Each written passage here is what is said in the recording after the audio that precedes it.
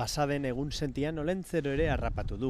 Haizea izan da protagonista nagusia eta parean zegoen guztia berrindu du.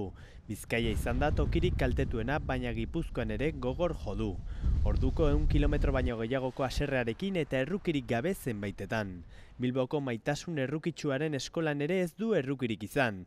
Goizaldean, ufada batek lurrera bota du pareta bat. Haizea bakarrik entzuten zen toki guztietan.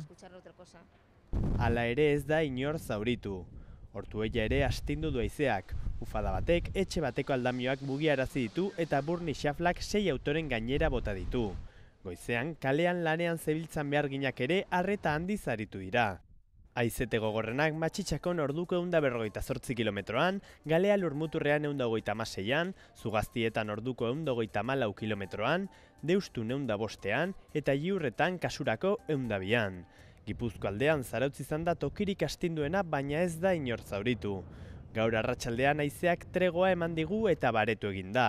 Baina iragarpenen arabera, baliteke haizea berriro protagonista izatea bihar arratsaldean eta batez ere asteazkenean.